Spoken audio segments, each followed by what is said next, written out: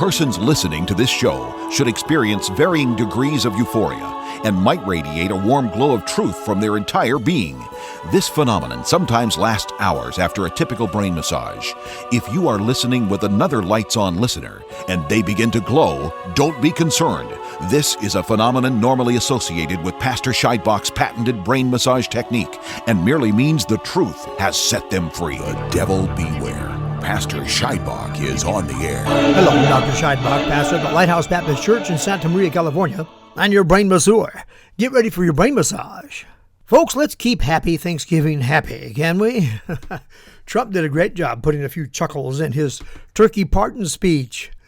In case you missed it, President Trump expressed his appreciation for how well the turkeys, bread and butter, had been trained by their owners to remain calm in any situation, and he explained that that was good because he understood bread and butter were subpoenaed to appear in Schiff's basement. And that at least then Schiff would have testimony from, well, some creature that had actually met him. Now I voted for bread to get pardoned, but in the video I saw Trump pardon butter. Although Fox News seemed to think he was going to pardon them both. You know, the pardoning both turkeys always troubled me. It seemed a little too politically correct for my taste. But you see, we can keep the happy in Happy Thanksgiving, can't we? Thank you, Mr. President. I admire your amazing ability to keep your chin up when so many are taking swipes at it. Thanksgiving is probably my favorite holiday. I love them all, of course. All of our American traditions are great, and the left is attacking every one of them. Thanksgiving is under attack, and almost as viciously as they attack Christmas. At least with Thanksgiving, it's only attacked by the Antichrist Ragers. What is an Antichrist Rager? Not Ranger, but Rager. Bible thump alert. Bible thump alert. If you're a God-hating, America as founded despising Democrat, and you're driving heavy equipment, please pull over and brace yourself because the brain masseur is about to make you mad. Those of you whose blood pressure rises anytime someone mentions the Bible or God or Jesus, better grab a paper bag, if you can find one these days. Here in California, good luck, and get ready to breathe into it when you start hyperventilating. All you liberal mommies out there, especially those who love to take your little ones to the library to be taught by confused transgendered freaks, grab your kids and cover their ears because... Oh, what's that? Are you sticking your tongue out at me? Oh, you don't like that word, freak. Well, if you're new to the Brain Massage Show, the first thing you'll need to know is I never use terms you just intended to hurt somebody. I use words purposely and very carefully. So let me help you out here. The word freak is used informally as an adjective to describe, quote, a person regarded as strange because of their unusual appearance or behavior, end quote. And if you've seen the clownish costumes of these transgendered and transvestite people providing sex education for children, then you know the word is perfectly appropriate. It is freaky. It's freakish. It's abnormal. Downright weird. Here's a quick rundown of how this word worked its way into our vernacular, in our parlance. 1560 it was used to speak of a sudden change of mind for no apparent cause. And keep that in mind, please. Probably derived from a Middle English word, frickin', which means to move nimbly or briskly, which is cousin to an Old English word, frisian, which means to dance. Yeah. Anyway, this morphed into freaking, used to speak of one who is capricious in their behavior, someone who acts on a whim, and then freak, F-R-E-K, which, or freck, in the mid-1500s was used to speak of one eager, zealous, bold, brave, or fierce. It's used to describe a capricious notion in the mid-1500s, moved to something unusual or a fancy in 1784, together morphed in the 1800s to be used for something, quote, abnormally developed, end quote. Now, either a person or a plant or an animal or whatever that's abnormally developed would be called a freak of nature. And that's the phrase that became popular, used for bearded ladies, albinos, and so on. By the late 1800s, 1887 and on, it was used to identify someone obsessed with anything. A health freak, a study freak, whatever freak. Whatever stood out as unusual, strange, or bizarre came to be called a freak in the early 1900s. So, as a verb, its root meaning is to change or distort, As a noun, it identifies someone considered out there, someone that is abnormal in behavior or appearance. It is rooted, interestingly, in a word used among the Scottish that, when used positively, described a bold man, a warrior, and when used negatively, as one that is greedy, eager, bold, and impudent. Now, folks, you probably don't need my help here to see how perfectly this word may be used to describe transgender advocates and other gender-confused Antichrist warriors. I simply can't give any more time to it here to help you out beyond what I've offered. But the truth is, they are by definition freaks. A caveat is in order. It is certain there is some subjectivity in how we apply the epithet. As our culture continues to degenerate from the standards and norms of our founders, parallel to that degeneration is a degradation of our sense of morals. It's possible that in, another decade or so, we Christians will be called the freaks. Oh, wait. No, that's already happening. Yeah. Young Christian men and women are looked at and called freaks because they desire to save themselves for their life partner in the future and refuse to join in the sexual promiscuity that has given us the disturbing statistic of 3 million young people contracting a sexually transmitted disease every year. But we don't care about our children. Let them destroy their futures and their lives and any hope they might have had for a healthy and happy marriage by encouraging them to live like rats, and crawl all over each other and so on. So I must say that according to nature and to nature's God, nevertheless, these people are freaks against nature. Anyway, but there are many laboring to mainstream the unnatural, unhealthy tendency among about, I guess it's 1 to 3% of the population who reject their God-given gender and insanely imagine they can change it by simply declaring themselves to be whatever gender they desire to be. They might as well declare themselves to be a unicorn. And that, my friend, is, it's freaky. It's freakish. So that should have given all the ragers time to hide themselves in their darkness from the glaring light of truth exposing their garish behavior. Now, what is an Antichrist rager? The Bible says, quote, "Why do the heathen rage and the people imagine a vain thing? The kings of the earth set themselves and the rulers take counsel together against the Lord and against his anointed." And that's Christ, you see, and they're against Christ and they're raging, saying, "Let us break their bands asunder and cast away their cords from us." So that's an Antichrist rager. Someone who resents the idea that Christ would reign over them. They hate it when we teach them all that Christ has commanded us, like he told us to do. They rebel viscerally against the idea that Christ's laws govern the world. Some are content to let him be king of heaven, but they go all rabid if you suggest that he is presently king of the earth. And they become irrationally enraged when Christians assert his morality in this world and promote it as, the way of righteousness and say that's the right way, and expose their evil rebellion as the way of wickedness and say that's the wrong way. They get all freaky about it. You can't say I'm wrong and you're right, but of course they can say they're right and we're wrong. I'm still trying to get this figured out. You see, it's kind of freaky. The Antichrist ragers are attacking every holy day in America that is related in any way to Christ and Christianity. Halloween? Well, that's okay. But Christmas means Christ was sent, or Easter, from a German cognate Oster, which means resurrection, or Thanksgiving, which speaks for itself, and all things give thanks. Of course, as many of you know, Christmas and Easter are attacked from both sides. Anyway, the attack on Thanksgiving has been developing for a few decades, but it's coming out in the open now. We live at a critical time in the history of our country. We will decide in 2020 to pull this erstwhile God-fearing country out from under God entirely, and so provoke God to drop the U.S. to be swallowed by the maw of hell while Satan burps and picks the Christians from his teeth. Or we will rise up against the Antichrist ragers and assert the righteousness which is of Christ and his claim of lordship over all heaven and earth, and reaffirm America as one nation under God, indivisible, with liberty and justice for all. That's right, for all. You see, we Christians have acknowledged the right of crazy people to think they're women when they're actually men. But we refuse to yield our right to recognize them for what they, really are, confused men. We've gone so far as to acknowledge, and I'm speaking rhetorically here, you're right, to not have your children exposed to Christian indoctrination in the public school, right? Because we all believe in freedom of thought and belief, right? Well, my right to believe in God and worship Christ Jesus, well, that doesn't mean I have a right to make you believe and worship, right? So what makes you think you're right to believe you're a girl when biologically you're a male of the species? What makes you think that gives you a right to force me to believe it or affirm it?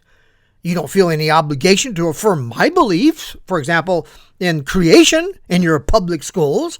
So why should I affirm your belief and say, well, evolution? Why can you teach my children evolution and gender confusion and distort American history and tell my children what I believe are lies about America, what I've been telling them is a lie about America and a lie about his family's faith?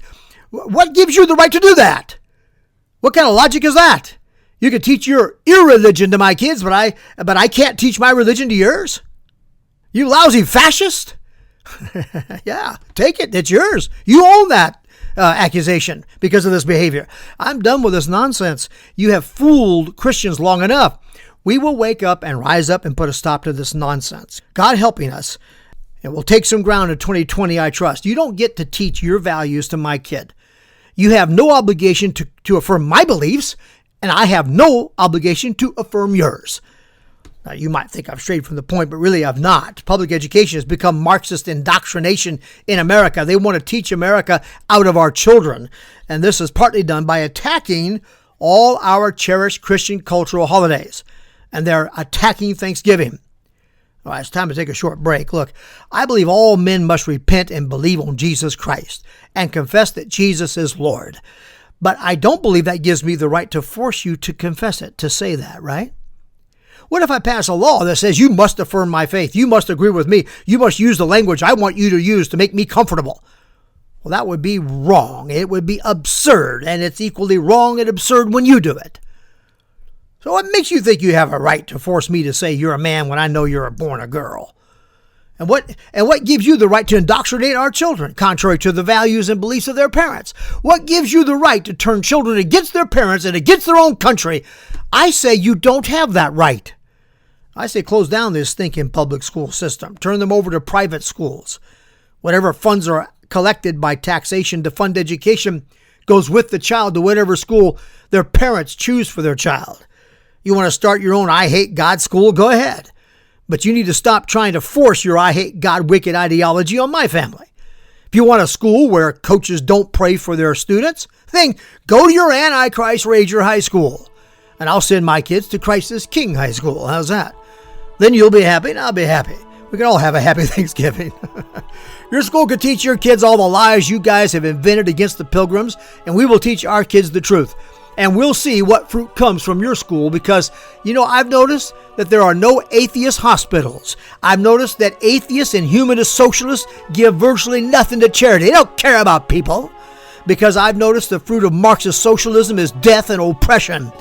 And so you can keep it. I'll stick with Thanksgiving the traditional American way and give thanks with a humble heart for our liberty in Christ. Hold on to the break. I'll be right back. Encounter God. The word means to meet, to experience, to confront. How would you like to encounter God?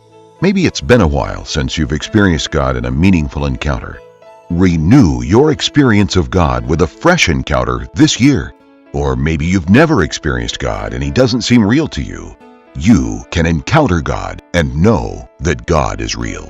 Call 805-714-7731 or go to santamarialighthouse.org. The devil beware. Pastor Scheidbach is on the air. Hello, welcome back. I'm Dr. Scheidbach, pastor of the Lighthouse, your brain masseur, and Paul Revere's lantern lighter, lighting the lamps in the church belfry arch, singing the enemies on the march, an enemy that would steal from us our liberties.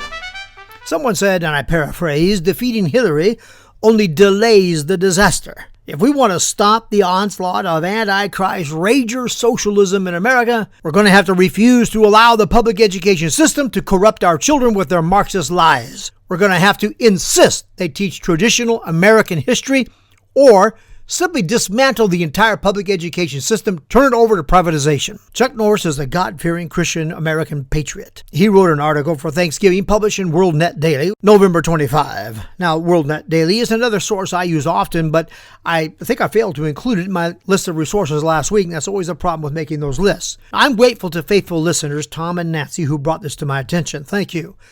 Chuck Norris addresses an upcoming article in the Time magazine that is titled, quote, "The Way American Kids Are Learning About the First Thanksgiving is Changing," end quote. And I'll say it is. Now, you can read it. Just Google time.com and search for Thanksgiving history. I've read the article and Norris's response, and I think I'll simply follow the Norris article here as I interject along the way my own comments. Now, I remember tracing my hand on a paper plate and then gluing on the feathers and some cutout of feathers out of colored paper, and dotting the thumb part of the hand with eyes, coloring the turkey. And the teacher having paper headbands with feathers for some of us, and paper headbands with a picture of a pilgrim hat glued to the front of the others, and then orchestrating a kind of mock-up of the first Thanksgiving there at Plymouth Rock. Norris laments that has been replaced with, quote, "teachers who instruct the kids that pilgrims and Puritans were invaders who destroyed the land and annihilated the indigenous civilization," end quote. What? According to the Time article, teachers gathered on November 9 at the workshop in Washington, D.C. titled, quote, "Rethinking Thanksgiving in Your Classroom," end quote. In this conference, the teachers were told that the Pilgrims were not enjoying a peaceful celebration of their first successful harvest with the Indians' help, but instead, really, they were celebrating burning of an Indian village and killing the son of an Indian chief. Of course, most of the teachers were stunned at the revelation. One said she came from the conference realizing she had been teaching her children a lot of misperceptions. Really? That's all it took? That's all it took to sway her? Wow, what a freak. And now, class, you must remember what we learned about the word earlier today. A sudden, freakish turning of the mind on a whim, a capricious change of sentiment, makes you wonder how she could have so quickly turned on the traditional American Thanksgiving Day story and bought into this vicious account. Makes you think perhaps her heart had been preconditioned to believe anything vile or evil about America as founded, eh? Yeah, real easy for them to just swallow that kind of thing without even looking into it. Now, the story is today that, one, it's the Pilgrims who were barbaric, it's savages, and two, the traditional 1621 peaceful and unified three-day Thanksgiving feast with the Indians, well, that's an unreliable account because, well, there are only two relatively short primary sources supporting it. One was the account of a separatist, an Anabaptist, who traveled on the Mayflower in 1620. What could he know? And then the first governor of the Plymouth colony, Governor William Bradford. By the way, they're the only accounts of eyewitnesses. But anyway, then they say the traditional Thanksgiving story was invented by 19th century Americans. Supposedly, these nefarious, lying educators and writers of the past in the 19th century, well, they concocted this story in order to unify our divided country during the Civil War era. Excuse me? Now, I know these liars have to stretch to find support for their conclusions, but really? These guys who never met one of those people can divine their intentions and motivations? Well, what, they have some letter written by one of them to another stating that this was their hidden purpose? How about no? Nothing like that at all. This is just Schiff's witnesses all over again. They just, add 2 and 2 and get 104. But I discussed inferential mathematics last time, and we don't have time to reprise. Anyway, the fourth step in their re-education syllabus was to assert that America's founders and framers, like George Washington, Thomas Jefferson, Benjamin Franklin et al., were virtually silent about the impact of the Pilgrims or the first Thanksgiving. A quote, further proving the event was fictitious, end quote. What? So they resort to that good old argument from silence routine. It is too bad our children aren't getting a good old-fashioned classic education, where they're taught logic, how to identify specious argumentation so they can see through this kind of foolishness. Anytime someone depends on what no one said as evidence for what they're trying to say, well, you can know their argument's pretty weak. Well, is there any truth to their claims? It's sort of like global warming or climate change. It just depends on to whom you're talking and which quote-unquote experts you're listening to. Dr. Bangs was chief curator at Plymouth Plantation. He has served as a distinguished visiting professor at Arizona State University. He is a recognized scholar on the subject, the author of over 10 books on the era of Pilgrims and Puritans. The esteemed doctor of all things Pilgrim wrote a defense against those who try to debunk the original Thanksgiving story, and it's titled, "The Truth About Thanksgiving Is The Debunkers Are Wrong," end quote. I've read it. It's very good. And in typical liberal dodge the real issue fashion, if one of these Marxist-loving, God-hating Thanksgiving bunkers pretending to debunk Thanksgiving is challenged to prove their allegations against our fond memories of lessons in the bygone days, taught by teachers that loved America as founded and taught us to love our country too, well, they say, quote, "Was the first Thanksgiving merely a pretext for bloodshed, enslavement, and displacement that would follow in later decades? To ask whether this is true is to ask the wrong question. It's true to its purposes, and that's all it needs to be. For these holidays say much less about who we really are in some specific then than about who we want to be in the ever-changing now," end quote. I know, I get it. I can see your heads exploding out there. Intuitively, you know this is bunko talk. If you're asking whether what these naysayers against Christian settlement of this country is really true, you ask the wrong question, they reply. Why? It doesn't matter if the details are accurate. You're going down the wrong path. What matters is this. The history narrative is true to its purpose. It was true to the purpose of those nefarious and evil men and women who crafted the original tale. And the new revision, well, it serves our purpose today. All that matters is that it serves its purpose. I'm telling you, folks, this is the sort of tripe that passes for intelligence today. The cynical assumption that those in the Mayflower closest to the events wrote a fictional narrative that served some sinister purpose, namely, in this case, to hide the real fact that what they were really doing is wickedly rejoicing over burning down a village and depriving some Indian chief of his son. That's the real reason? I've said this before. It's downright evil to impugn the character of people not there to defend themselves. Mr. Schiff might take notice of what I just said. And equally evil is the dishonesty of handling historical records with an evil purpose in mind, which is what they admit they're doing. There's no original record documenting the allegations set forth by these people, only their own surmising, based on circumstantial evidence, like a village got burned in 1621 and the Pilgrims were doing their thing, and, they must have been celebrating the burning of the village. This kind of thing, I'm telling you, it would be just dismissed as nonsense, except this is what's taken for real thinking today. And you're watching it unfold in the Trump impeachment hearings, based on pure assumption, the sort of thing this country has famously decried and denounced. But the liberals, they have bought into this, and they've become the poison. They're polluting our culture with their devious and wicked systematic lies and distortions. Listen, enough with this nonsense. It's just got to be called out for what it is. They're destroying the foundations of liberty by destroying the very concept of truth, of justice, and by denigrating through distortion the whole history of America, or the American way. Just remember that this American way is what has given you liberty, while their way, Marxist socialism, check it out anywhere you want to in any history book you want to read, has always led to tyranny and widespread bloodshed. Jay Silverman of George Washington University is a specialist in Native American, Colonial American, and American racial history. He wrote a book, This Land is Their Land. What is, I thought, interesting is he admits that the first Thanksgiving meal was peaceful. He'll give them that. But he knows the underlying motives of the Pilgrims and the Indians. Yeah, he knows. He has divined the real motivation by noticing certain facts. Like the Indians used their connections with Europeans later on to secure weapons. And so, it must be the case that the only real reason the Indians cozied up to the Pilgrim settlers and taught them how to plant and so forth was because, as he said, quote, the Indians wanted allies and access to European military weapons, end quote, just in case they needed to defend themselves against their rivals. Not a very flattering picture of these Indians, I'll say. My grammar school teacher was much more friendly to them than this character.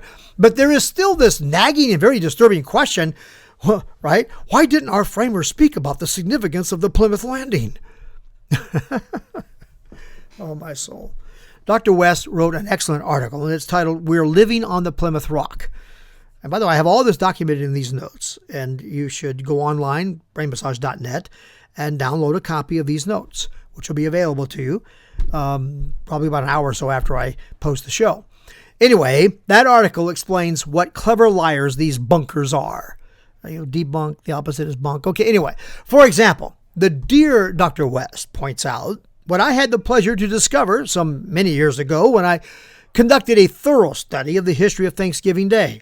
I think I even did a couple of shows on it. The Pilgrims of Plymouth were revered and remembered, not so much in the federal laws of our land, but virtually everywhere in local customs of the people. As for state recognition of the significance of the Plymouth landing, New York kicked it off, and several states followed the example, setting aside a certain day formally as a day of Thanksgiving commemorating our Pilgrim forebears. The Pilgrims were remembered and their memory cherished on the occasion of the 200th anniversary of the landing, when the good people of the state stamped the famous rock, Plymouth Rock, with the date 1620. Daniel Webster helped memorialize the landing site and the occasion with a speech. That speech was titled "The First Settlement in New England." In that speech, Webster also memorialized many of the key features of the Thanksgiving feast narrative as we have received it. David Barton has an amazing website where all sorts of documentation can be found supporting our traditional view of American history. Go to www.wallbuilders.com. One document in particular, the historical account of Thanksgiving. Then there are always the non-religious who are experts on religion when it comes to bunking the American people out of their religious holidays. Here's one yahoo, a reputed expert on the subject, Rick Shinkman, who tells us Thanksgiving could not have been a religious holiday. Why? Well, because, quote, the Pilgrims would never have invited the Indians to join them, end quote. What an idiot. That's one. And then two, quote, the Pilgrims would never have tolerated festivities at a true religious event, end quote. I don't know what religion he's a part of, if any. But this guy's so ignorant, it's just sad. This is supposed to prove the famous feast at Plymouth Rock was merely a harvest festival. That's from his article, by the way, titled Top 10 Myths About Thanksgiving. He adds, as if this was an aside that adds some real weight to his argument, quote, besides, they celebrated on different days, not just November. It's unreal, but you have to be patient with ignorant unbelievers. Okay, first, anyone familiar with Jewish feast days knows they were, well, feast days that were observed as religious events. Then those special people who are in the know, the special people who are privy to inside knowledge, who are aware of such esoteric and dark hidden secrets as, Christianity being a development out of Judaism. You probably didn't know that, and I'm sure you're shocked. I know that's startling revelation to many, but I can't help your ignorance if you won't at least take a little time to look at the facts. I mean, it's really stunning how ignorant these people are about our heritage, much less our faith. For example, the Feast of Tabernacles, called Sukkoth. Deuteronomy 16:13-14 was a feast that continued for 7 days. Hello? And the Jews were commanded to include the stranger in their activities if the strangers were among them.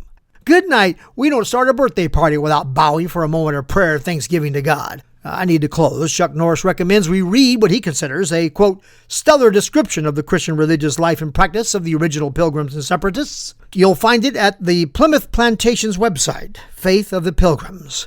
My dear friends, don't let them take the happy out of Happy Thanksgiving or the merry from Merry Christmas. I have lit the lamps of the church belfry arch. Now you let me know you see they're on. 805-314-2114. It's a listener response hotline. Leave a message for me. If you want me to call back, let me know I will. Or go to BrainMassage.net.